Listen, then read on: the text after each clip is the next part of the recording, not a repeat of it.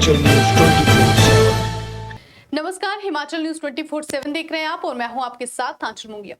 नूरपुर के कस्बा जसूर में रहने वाले समाज सेवी व आईएएस अखिल बख्शी दिन रात जनता की सेवा में लगे हैं।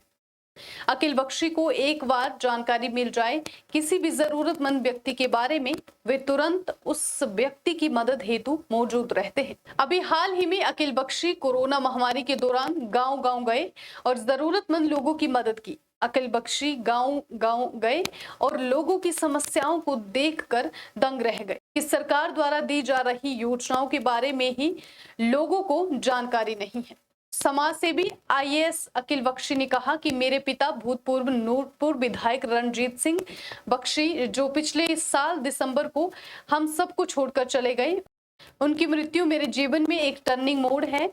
इन्होंने जितने भी कार्य अपने होते हुए किए थे, वो मेरे लिए प्रेरणा के स्रोत है।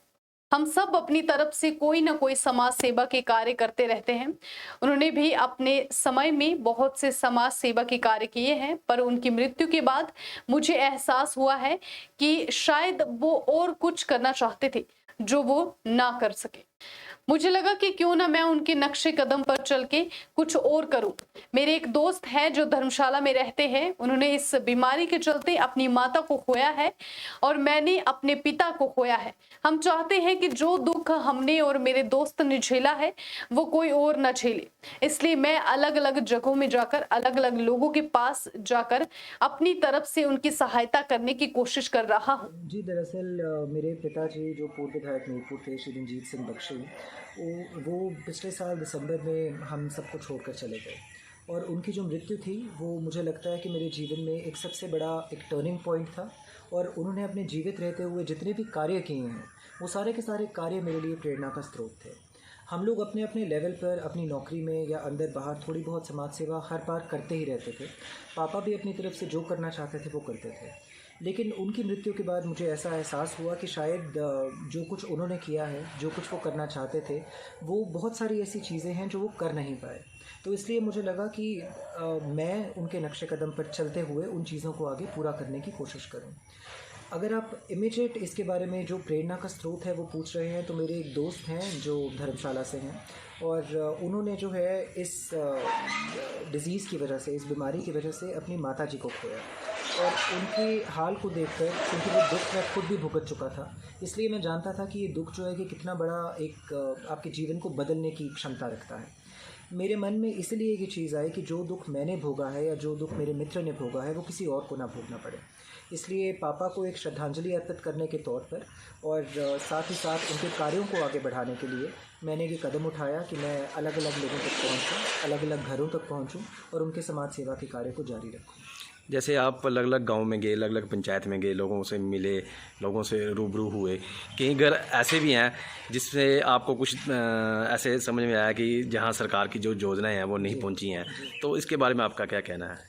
जी, हम लोग इस टाइम तक तकरीबन 20 पंचायतों में नूरपुर इलाके की घूम चुके हैं और इन 20 पंचायतों का अगर क्रक्स मुझे निकालना है, मुझे कुछ चीज़ों को, कुछ प्रॉब्लम्स को आइडेंटिफाई करना है, तो मैं ये बता सकता हूँ कि सबसे बड़ी जो हमारी प्रॉब्लम इस टाइम पर है वो ये है कि हमारे जो लोएस्ट लेवल के जनप्रतिनिधि हैं, जो एक ग्रामीण इलाके के सबसे बड़े पॉइंट ऑफ कॉन्टैक्ट हैं, आपके प्रधान, उप प्रधान और वार्ड मेंबर, मुझे नहीं लगता कि वो लोग जो हैं किसी तरह से, सब के सब नहीं, लेकिन बहुत सारे ऐसे लोग हैं जो सरकार की योजनाओं को या तो उनके बारे में शायद उन्हें खुद पता नहीं है, अगर पता भी है तो वो सही तरीके से लोगों तक उन योजनाओं को पहुंचा नहीं पा रहे। सबसे बड़ी प्रॉब्लम तो ये है, क्योंकि इन लोगों का कहना था कि हमने बार बार 2000 कई बार 13 से, कई बार 10 से हमने एप्लीकेशंस लिख कर दी हैं, बहुत से लोग प्रधान बने, तब तक आए गए, लेकिन किसी ने भी उनकी एप्लीकेशंस पर सही तरीके से एक्शन नहीं लिया। तो ये रिस्पॉन्सिबिलिटी, ये जिम्मेवारी सबसे पहले पंचायती राज सिस्टम की बनती है। 92 में जब बाय लॉ इस सिस्टम को शुरू किया गया था, उसका बेसिक मकसद यही था कि आप लोगों तक पहुँचे और लोगों की आवाज़ अपने MLAs तक, अपने MPs तक पहुँचाएं। लेकिन मुझे लगता है कि वो काम जो है वो एक सही तरीके से, एक ढंग के तरीके से आज नहीं हो पा रहा। दूसरी चीज़ है, आपके किसी भी प्रोसेस के लिए जब आपको कोई भी योजना बनानी है, कोई भी स्कीम बनानी है, उसके लिए आपको बेनिफिशरीज़ आइडेंटिफाई करने पड़ते हैं। BPL है फॉर एग्ज़ाम्पल, हम लोगों ने बहुत से ऐसे घर देखे जहाँ 6 लोग एक छोटे से घर के अंदर रहते हैं और उन लोगों का BPL में नाम नहीं है, लेकिन कुछ ऐसे लोग हैं जिनके 3 स्टोरी बड़े बड़े घर हैं लेकिन उनका BPL में नाम है। तो ये धांधली जो है ये क्यों हुई है, इस तरह से ये गलत नाम जो है ये क्यों चढ़ाए गए हैं। और मैं किसी एक पंचायत का जिक्र नहीं कर रहा, ऐसी बहुत सारी पंचायतें हैं जहाँ पे ये काम हुआ है।